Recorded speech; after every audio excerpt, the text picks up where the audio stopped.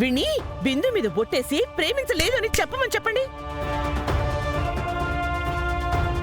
శివ, భయపడకు. వాళ్ళని నేవి చేయలేరు శివ. నీ బావ, నేను, మీ అక్క భూమి ఉంది ఇక్కడ.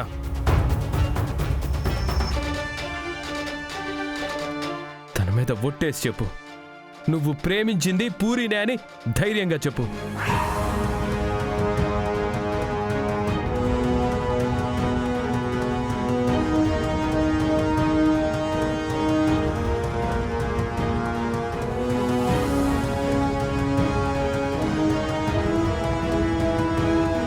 నిజం చెప్పే ధైర్యం లేనోడికి ప్రేమించే అర్హత లేదు. వాడు చెప్పేది నిజమైనప్పుడు ఒట్టేయాల్సిన అవసరం ఏంటి? నువ్వు నోర్మయ్.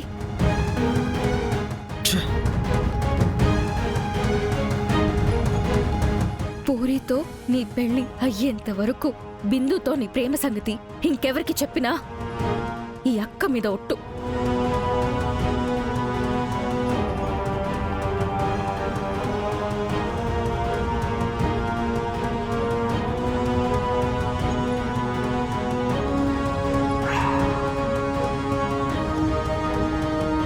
శివ, సారీ అక్క, నేను ఒట్టేసి అబద్ధం చెప్పలేను.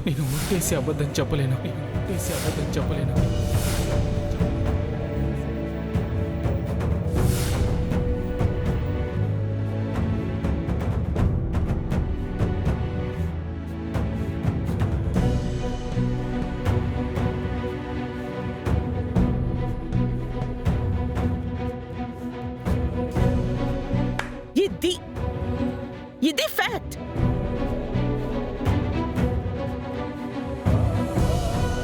అమ్మా, ఎలా ఉంది ఎఫెక్ట్? సంతోషం పీక్స్ లో ఉన్నప్పుడు తగిలే షాక్ కి గుండె ఆగిపోతుంది కదా.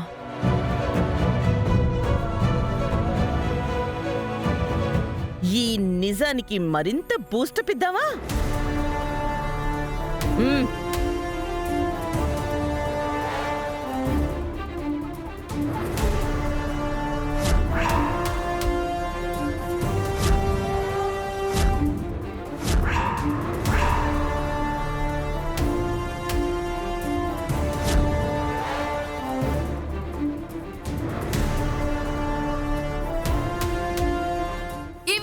ఇవి వీళ్ళ ప్రేమకి సాక్ష్యాలు.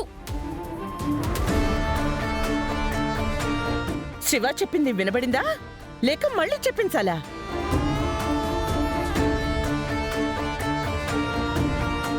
ఏయ్, నువ్వేమో నా ఆడపడుచు ప్రేమించి నీ కేపిని దక్కించుకున్నావు.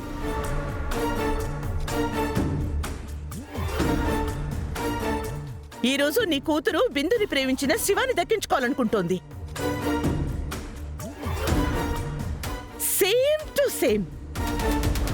సేమ్ స్టోరీ రిపీట్ అయింది. ఛీ, ఏం బతుకులేమివి.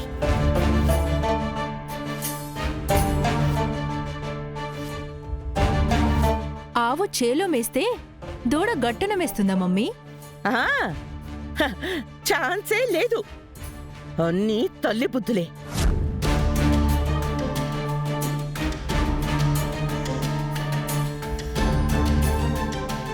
ఏమా, ఇదంతా నీ ట్రైనింగేనా?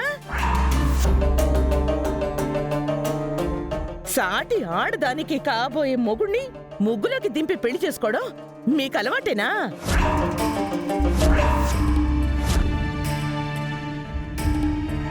తల్లి కూతుళ్ళ మజాక. నా చెల్లి గురించి, నా తల్లి గురించి ఇంకొక్క మాట మాట్లాడినా ఏం చేస్తావు? నిజం నీకు నచ్చట్లేదా? జరిగిన చరిత్రగా చెప్తున్నాను మిస్టర్ గగన్. హిస్టరీ రిపీట్ అవుతోంది. అప్పుడేమో నీ తల్లి, ఇప్పుడు తమరి చెల్లి.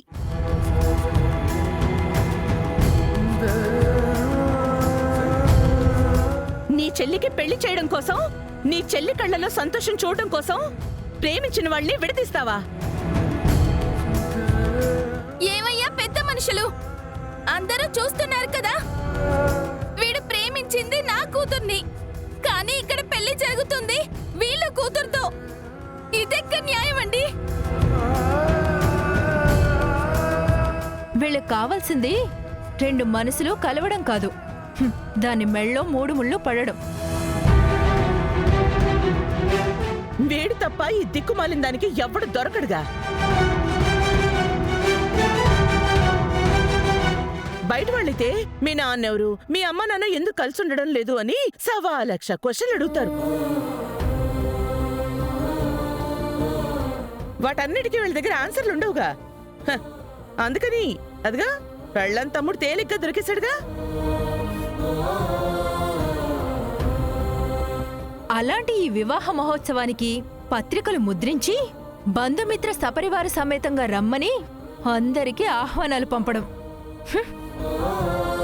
మీరందరూ వచ్చి వీళ్ళని ఆశీర్వదించడానికి ఇక్కడ గొర్రెల మందలా కూర్చోవడం చాలా విడ్డూరంగా ఉంది. చిచి, సిగ్గు లేకపోతే సరే. అపూర్వ అపూర్వ అపూర్వ, వాళ్ళ వ్యక్తిత్వాల గురించి నువ్వు మాట్లాడద్దు. నేను ముందు శారదకి భర్తని, ఆ తర్వాతే మీరాకి భర్తనయ్యాను. ఏ ఆపు కేపి, నువ్వు కూడా ఏదో మగాళ్ళ మాట్లాడుతున్నావు. అణువుగాని చోట అధికులం అనరాదు అని తెలుసో లేదో. తమరెంత సైలెంట్ గా ఉంటే అంత మంచిది. హలో, తమరికి బిందును కూతురే, అదిగో ఆ పూరి కూడా కూతురేగా. నువ్వు న్యాయం చెప్పు. అసలు ఇప్పుడు శివగాడు ఎవరి మెళ్ళో తాళి కట్టాలి? ప్రేమించిన ఏ కూతురు బిందు మెళ్ళోనా, లేకపోతే బెదిరించి తాళి కట్టమన్నారు కాబట్టి ఆ కూతురు పూరి మెళ్ళో కట్టాలా?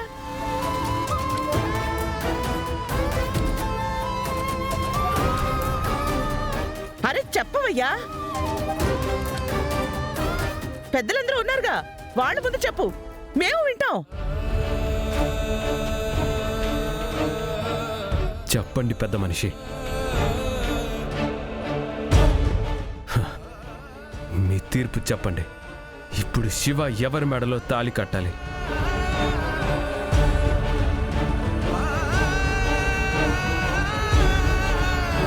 ప్రేమించుకున్న ఇద్దరు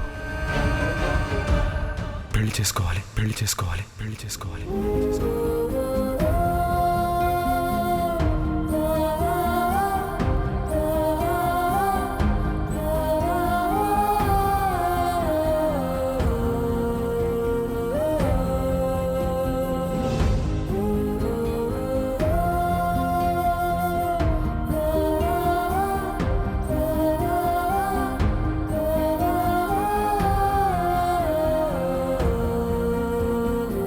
పంతులు గారు కానివ్వండి, తాళి కట్టించండి.